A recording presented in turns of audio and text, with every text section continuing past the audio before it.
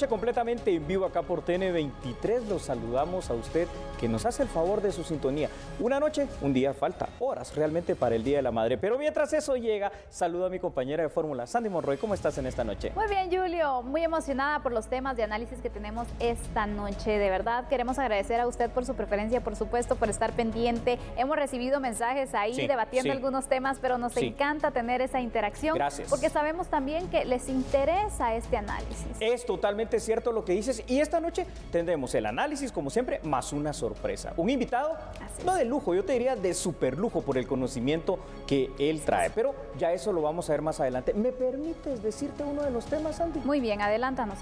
Imagínese usted, el Petén, tan lindo, ¿no? La historia, lo bello de ese departamento, sus bellezas naturales, históricas y los mayas. Pero hoy hablaremos de la masacre en el Petén. ¿Qué te parece? Bueno, vamos a adelantarle este tema, pero ¿quiere conocer qué otras noticias tenemos para esta jornada? Claro que sí. Bueno, veamos los titulares. Bienvenidos. Comando Armado habría asesinado a 5 personas dentro de un centro educativo en el municipio de La Libertad. Además, le mostraremos estadísticas de los lugares más peligrosos de Guatemala y analizaremos por qué algunas regiones del país son altamente violentas.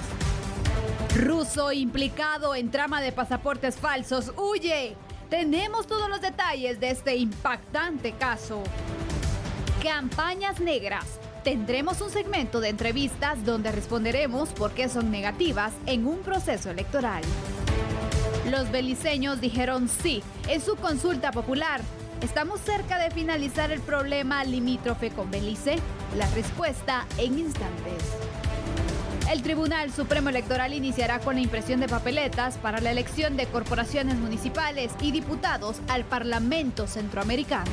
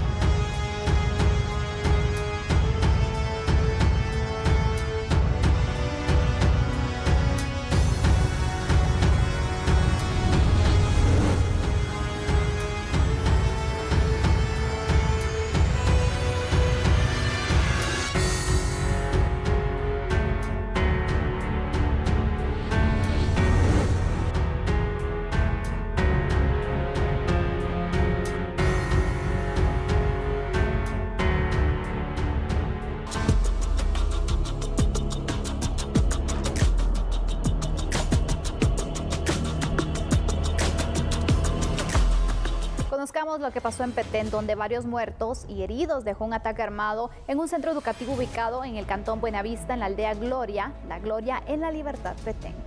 En la comunidad de La Gloria, ubicada en el municipio de La Libertad, Petén, se registró un ataque armado. Autoridades reportaron el asesinato de 5 personas durante el violento incidente. Hasta el momento se han identificado entre las víctimas mortales a 4 hombres y una mujer. También se reportan al menos 10 personas heridas. Según reportes preliminares, un comando armado ingresó a las instalaciones del centro educativo Nufed. El ataque ocurrió al momento en que se realizaban actividades en el lugar. Se desconocen los motivos que estarían detrás del ataque. Se reportó que alrededor de 40 elementos de la Policía Nacional Civil se dirigieron al área y la resguardaron.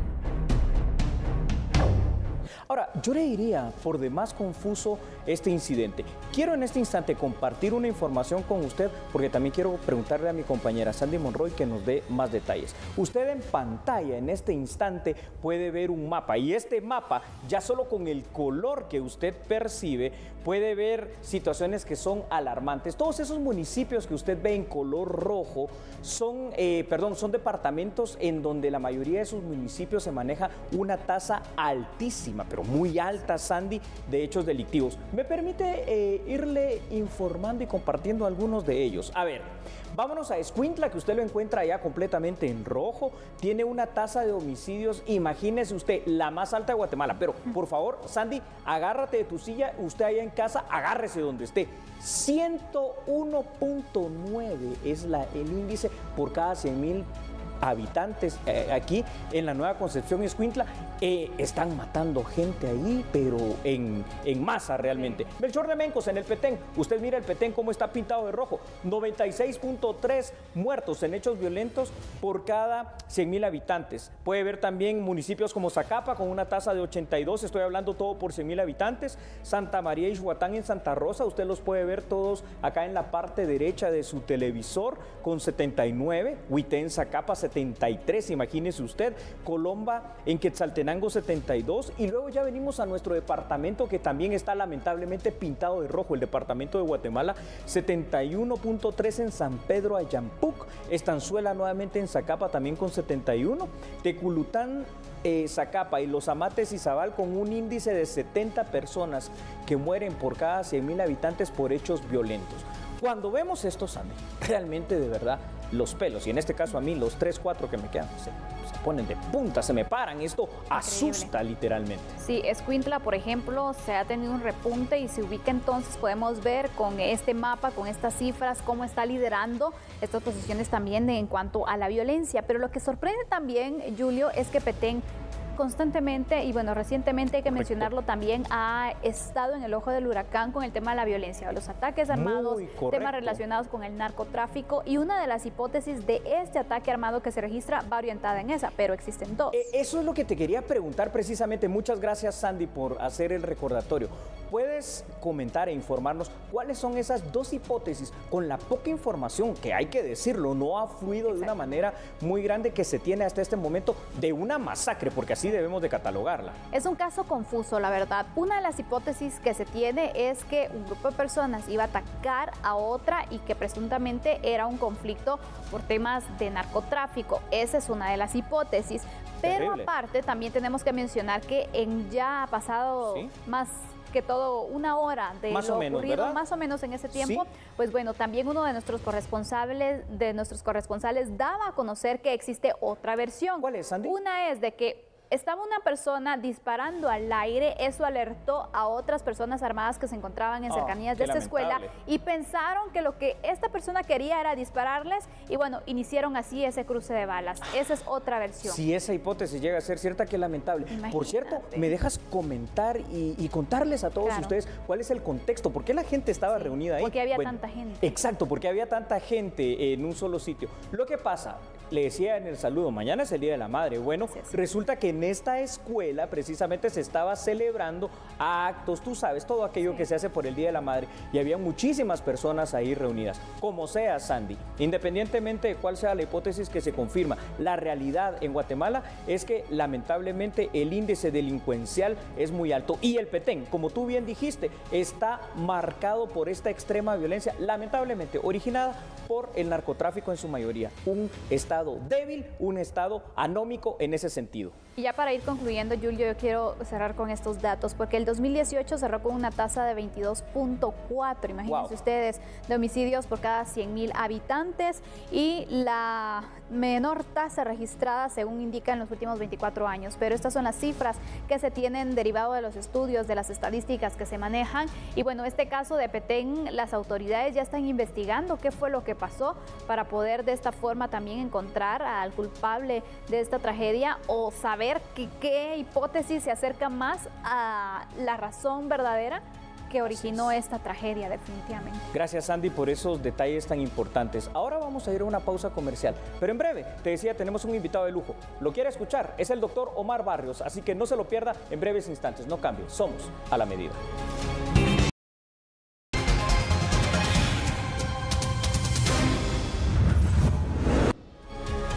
Gracias por continuar con nosotros. Es momento de abordar un tema que es muy relevante y muy serio también para tratar, las campañas negras que suelen presentarse en los procesos electorales, pero vamos a hablar de las consecuencias y un poco también de cómo afecta también no solo a las agrupaciones, sino a todo el país, Julio. Tienes toda la razón, Sandy, y es por eso que hoy nos hemos permitido, como ya se lo adelantamos, tener acá en A la Medida, en estudio, a un invitado de lujo. No solo un abogado muy reconocido, un gran jurisconsulto y estudioso del derecho, 2018, el doctor Omar Barrios. Doctor, bienvenido a La Medida. Gracias, muy buenas noches. Y así como vienes con tu saco y yo vengo también con mi ropa el día de hoy, campañas negras, ¿qué nos puedes decir? Tú eres un experto en esto, compártenos algo. Ok, claro, lo que hay que tener presente para tener el orden del tema es que durante los procesos electorales tenemos la parte legal, que es la propaganda electoral. Y puedes identificarla como propaganda electoral legal, la que se realiza dentro de las reglas del Tribunal Supremo Electoral.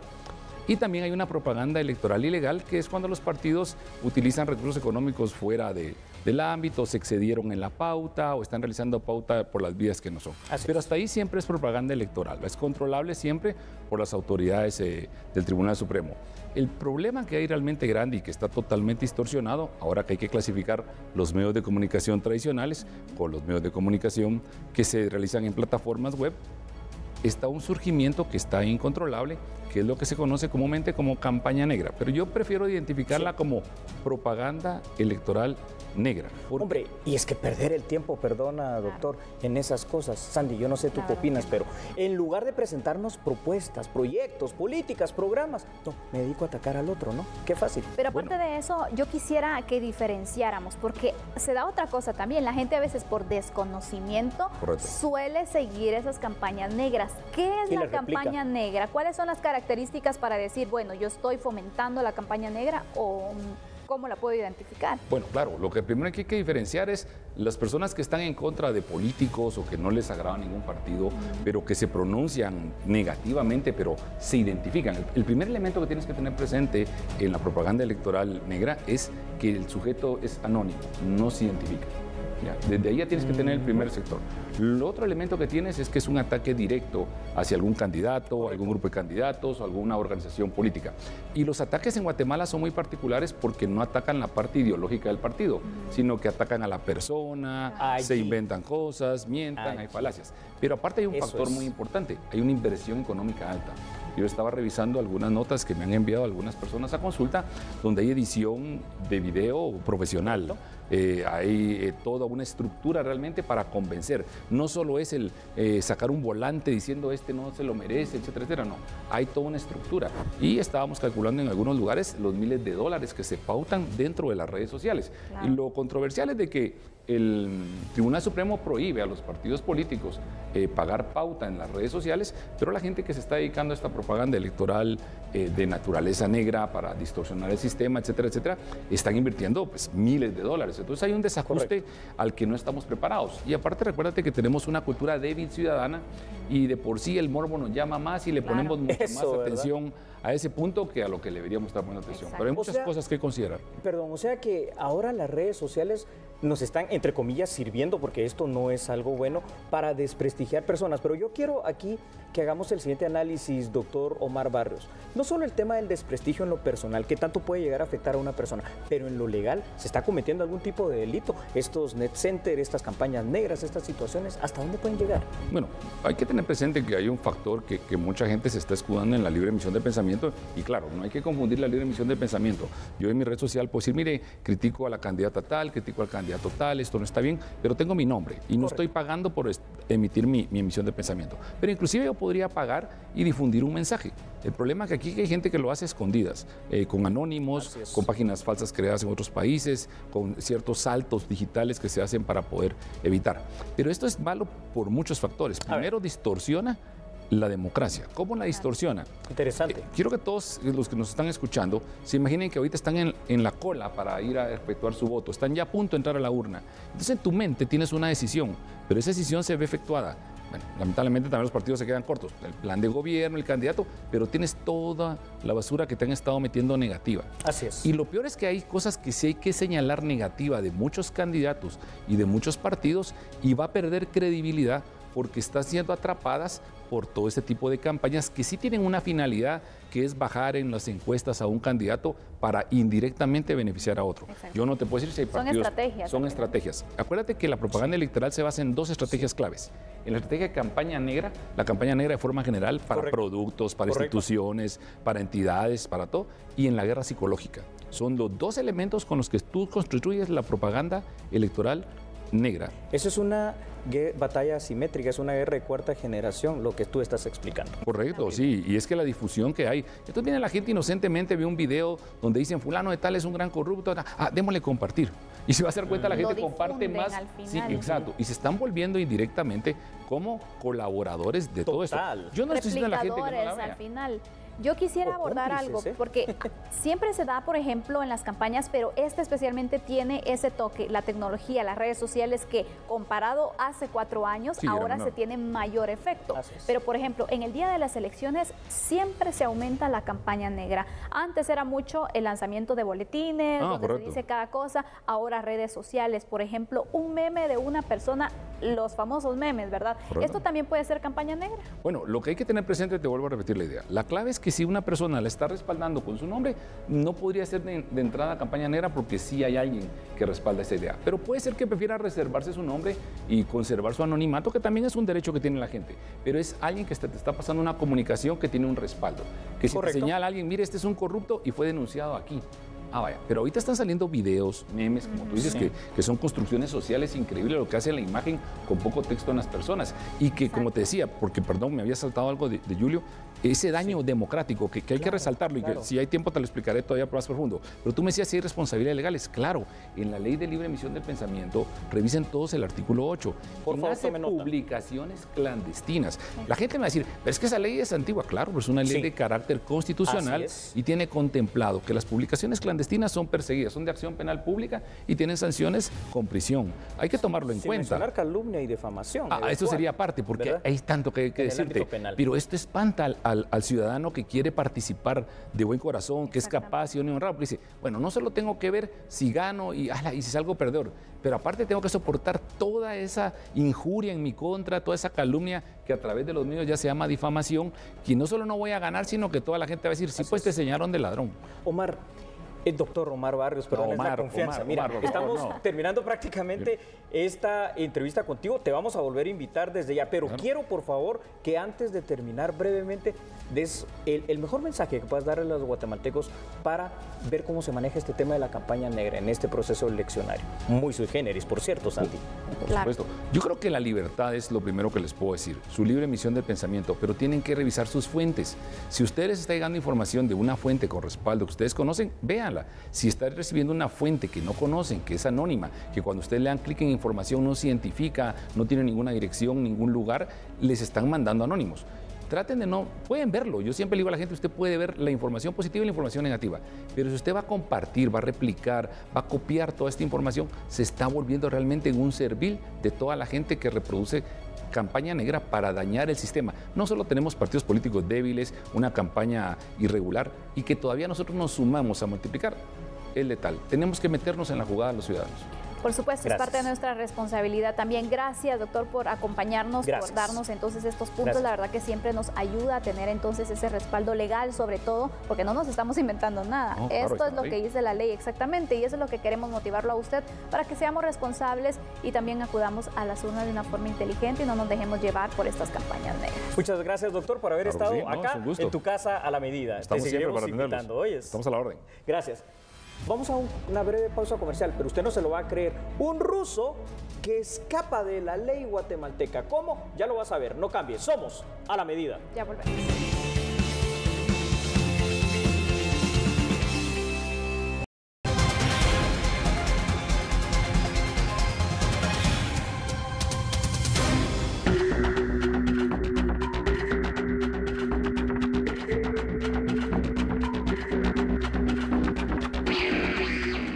El Ministerio Público realizó 14 allanamientos en la ciudad capital para encontrar al ciudadano ruso Víctor Lapin, y quien tenía una medida sustitutiva y era investigado por el delito de lavado de dinero y otros activos. El acusado no se presentó a firmar el libro de asistencias. ¿Dónde estará? Conozca detalles sobre estos allanamientos.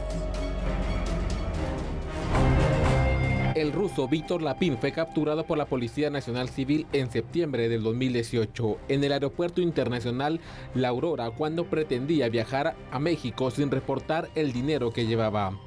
En la audiencia de primera declaración, el juez 10º, Víctor Cruz, lo ligó a proceso por lavado de dinero y otros activos y ordenó que quedara en prisión preventiva. A finales de enero de este 2019, el juez Cruz aceptó la petición de los abogados defensores de otorgarle una medida sustitutiva, es decir, le permitió dejar la cárcel de Mariscal Zavala a través de una libertad condicional. En esa diligencia se le ordena a Víctor Lapín pagar una fianza de 100.000 quetzales, firmar el libro de asistencias cada 15 días y la provisión de salir del país. En abril de este año, Lapín fue declarado en rebeldía por no firmar el libro de asistencias y no presentarse a la audiencia para discutir si tenía que enfrentar un juicio. La Fiscalía buscó al ciudadano ruso en inmuebles ubicados en las zonas 14, 18, 2 y 13 de la ciudad capital, en los municipios de Palencia, Bárcenas, Villanueva y Amatitlán. Los resultados fueron negativos. El abogado Edgar René Búcaro Nowell declaró que trabajó con Víctor Lapín en el bufete legal Coutinho International. Dicho bufete fue el que contactó a la familia Bitco para ofrecerle ciudadanía, documento de identificación y protección en Guatemala. Un tribunal de mayor riesgo ordenó a la Fiscalía Especial investigar al bufete legal Coutinho International y funcionarios del Estado, entre estos a Mayra Vélez, en su calidad de ex subdirectora de Inmigración por la emisión de pasaportes falsificados. Para no creérselo, de verdad, o sea, está bien. ¿Hay que aplicar medidas sustitutivas y alternativas? Sí, pero hay que tener los controles. 2 años tenemos ya de haber aprobado, más de 2 años, la ley para el control de los brazaletes telemáticos. ¿Dónde están? Le damos datos, usted los tiene en pantalla. El año pasado la justicia guatemalteca dio a conocer el denominado caso Mafia Rusa. Se identificó a través de este caso una red de falsificadores de documentos y tratantes internacionales de personas que se dedican precisamente a engañar, a estafar ciudadanos de varias nacionalidades. ¿Qué les ofrecen? Documentos guatemaltecos supuestamente legales para obtener la ciudadanía y residencia. Para ello se manejó una estructura a través de un bufete jurídico denominado Coutinho y Asociados, por el cual se logró determinar que esta red operaba en varios países de Latinoamérica desde hace muchos años, entre ellos Guatemala, por supuesto. Uno de los casos paradigmáticos que conoció la justicia guatemalteca fue el que usted recuerda de la familia Bitkov, quienes al final de cuentas se logró determinar se constituyeron en víctimas de esta organización denominada Mafia Rusa, cuyos principales operadores, además hay que decirlo, eran de origen ruso y brasileño. En este contexto, a este ciudadano ruso, Víctor Lapín, se le concede entonces el beneficio de la medida sustitutiva. Arraigo, el hecho de ir a firmar cada 15 días al juzgado. Pero es que si no tenemos el control día con día de dónde lo puedes ubicar, esto va a pasar con cualquiera. Entonces, qué vergüenza, ¿no?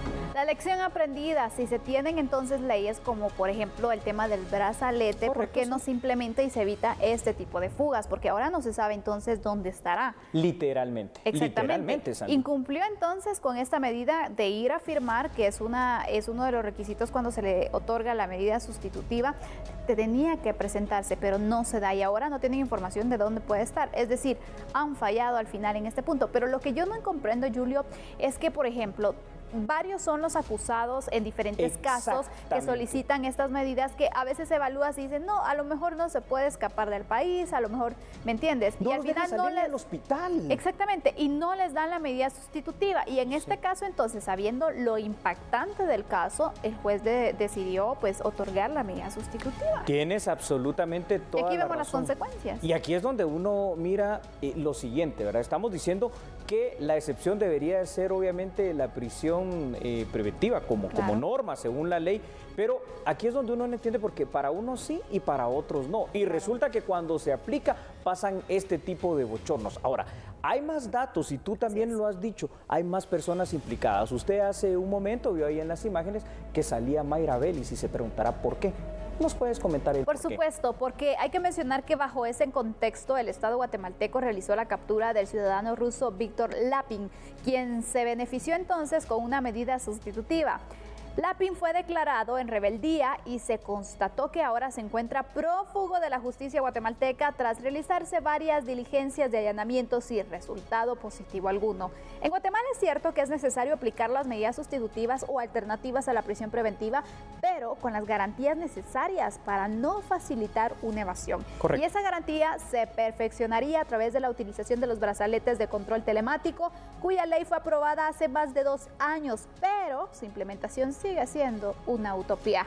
Se espera que las autoridades de justicia y seguridad actúen tomando las medidas urgentes necesarias, como activar sistemas de inteligencia, activar el mecanismo de Interpol incluso, y operativos, por supuesto, para tratar de recapturarlo. Hay que mencionar el peligro y también lo grave que es este caso. Era una mafia que se ha demostrado. Muy bien estructurada. Exactamente, y es un caso que todavía está en investigación. Es un caso que todavía está en investigación, que hay un mérito definitivamente del Ministerio Público al haber dado a conocer el mismo, al haber investigado y hecho estas capturas. Pero hoy lamentablemente pues se da este tipo de bochorno por una cosa sencilla, es decir, no aplicamos la tecnología que tanto se puede hacer dentro de estas situaciones, como tú bien lo dijiste, para el control telemático. ¿Qué va a pasar? No sabemos, pero asumimos también, como tú nos lo indicabas, Sandy, que ya están giradas las órdenes para el montaje de operativos, para que la inteligencia se active inmediatamente, y también, porque esto ya tuvo que haberse dado, esperemos, la alerta internacional de Interpol para la recaptura inmediata, porque estamos hablando no de un delincuente cualquiera, sino de un presunto delincuente de una red muy grande, no solo en Latinoamérica, sino que con vínculos con la mafia rusa directamente, que ha causado mucho daño y muchos estragos, estafas y dolor a muchas personas. Yo creo que es momento de ya buscar los mecanismos financieros para implementar el brazalete telemático, porque aquí nuevamente se nos evidencia entonces las debilidades que se tienen. Si ya se tiene aprobada la ley, entonces ¿por qué no se ha implementado? Es una buena herramienta, podría ayudar en casos como estos, porque si, por ejemplo, él hubiese tenido el brazalete, posiblemente ya no se hubiese escapado. Exactamente, y lo ubicarían rápido. Entonces, esto nos deja una lección, pero ojalá que no pase nuevamente, porque si no, más debilidades para el sistema. Tienes absolutamente toda la razón. Hagamos las leyes, pero hagámosle los reglamentos e implementémoslas, si no nos sirven de nada. Básicamente, esta es la información que tenemos en este tema. Yo te quiero hacer una pregunta antes de ir a nuestra próxima pausa comercial breve. ¿Crees que estemos cerca, al menos en tiempo, no sé, de resolver el problema del famoso diferendo territorial con el hermano país de Belice? Bueno, al menos ya dimos un paso, así que ojalá y que se pueda realizar. Pero lo vamos a evaluar porque tenemos también este tema para la evaluación y el análisis aquí en A la Medida. Somos A la Medida.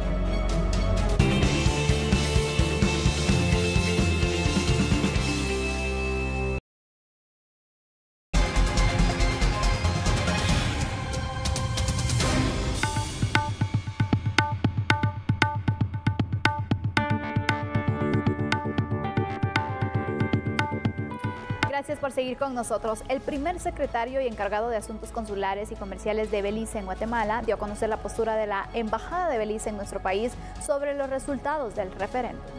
Como ya saben, ahorita ya la mayoría de los beliceños votaron para el sí. En total de los votantes que salieron era el 64.93%. Eso significa que muchos de los beliceños ya querían que su voz sea escuchada, ¿no? Gracias a Dios conseguimos el sí y ahora es para seguir adelante. Ya las dos poblaciones ya hablaron y vamos a llevar este tema a la Corte Internacional de Justicia. Claro, había en los últimos meses un fuerte empujo por el no, pero al final del día sí ganó. Ahora es simplemente para seguir.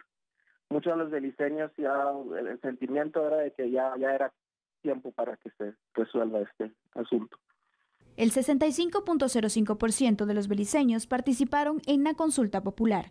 El horario de cierre de urnas fue ampliado 1 hora, logrando 53.388 votos a favor y 43.029 en contra. Al igual que en Guatemala, los ciudadanos de Belice decidieron en un referéndum histórico acudir a la Corte Internacional de Justicia para darle solución definitiva al diferendo territorial insular y marítimo entre ambos países.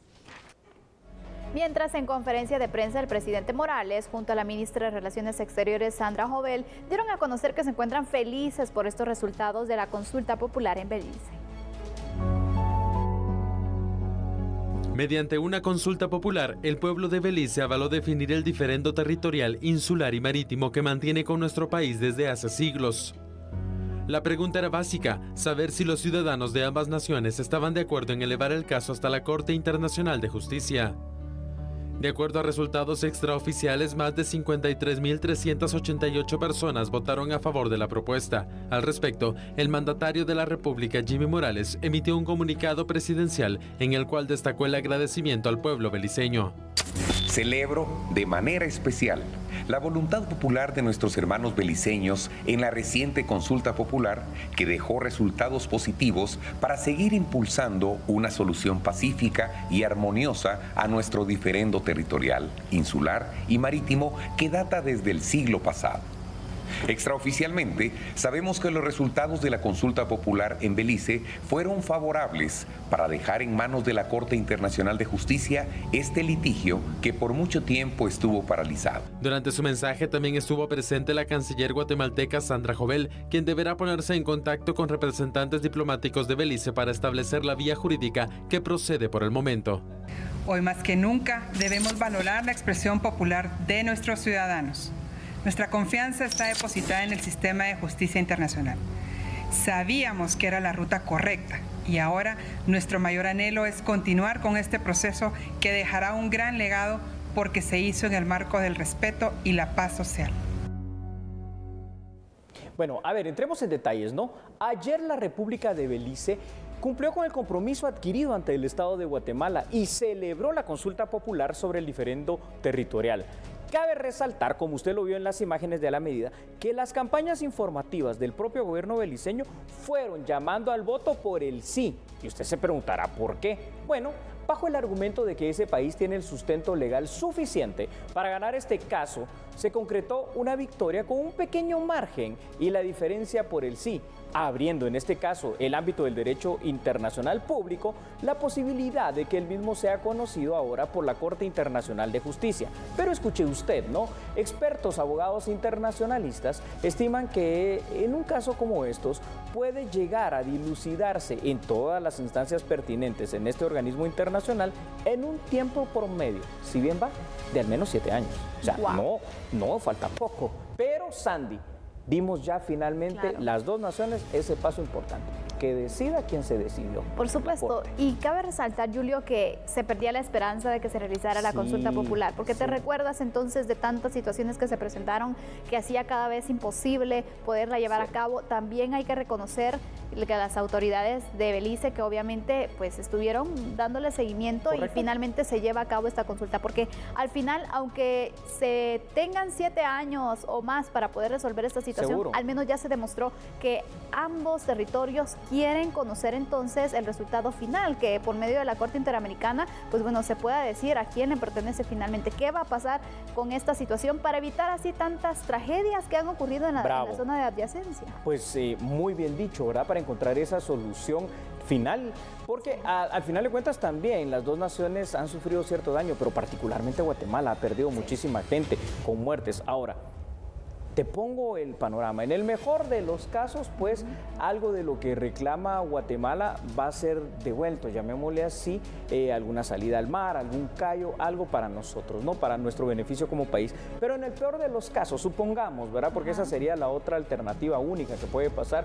que diga la Corte Internacional de Justicia, no, lo que es de Belice es de ellos y no hay ninguna situación válida para el Estado de Guatemala, todavía sí vamos a ganar algo. El saber exactamente cuál va a ser el límite para evitar ya lo que tú dijiste, las muertes, las pugnas, las riñas, la violencia en esa franja de adyacencia que el día de hoy parece tierra de nadie, literalmente. Vamos a mostrar otros datos, Julio, porque también tenemos más información sobre este caso y hay que mencionar entonces también que podemos inferir que aún no estamos cerca entonces en tiempo de obtener una solución a este caso, pero que se ha dado un paso importante entonces, como lo hemos mencionado, el gobierno de Guatemala, que emitió un comunicado de prensa en el cual agradece también y felicita al gobierno y al pueblo beliceño por haber honrado su palabra, porque era esto, honrar entonces ese compromiso. Sea el resultado positivo o negativo para Guatemala, es importante que exista la posibilidad de que el caso en el ámbito internacional se resuelva de manera definitiva, esperando que cualquiera que sea la decisión final de la Corte Internacional de Justicia sirva no solo para delimitar límites y fronteras, sino que también para encontrar la paz y la armonía entre estos países. Muy bien dicho. ¿Qué crees que va a ser o cuál va a ser el resultado de la Corte Internacional de Justicia? ¿Por dónde se enfocaría más? ¿Cómo ves la situación?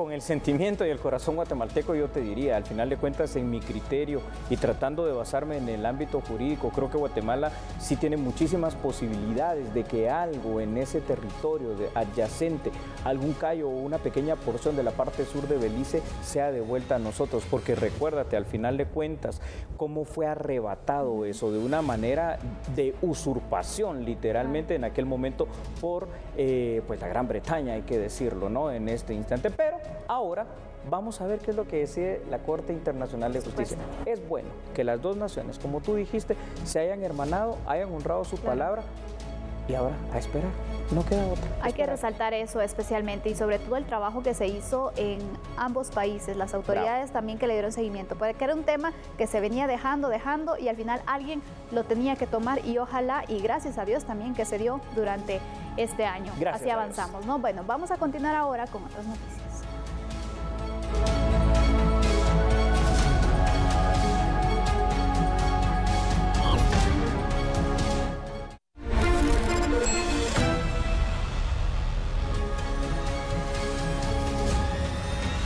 Damos seguimiento a este tema electoral, que por cierto ya vamos entonces restándole cada vez más estos días para que se lleve a cabo el proceso electoral y vamos a hablar acerca de la impresión de papeletas. ¿Cuándo se van a llevar a cabo?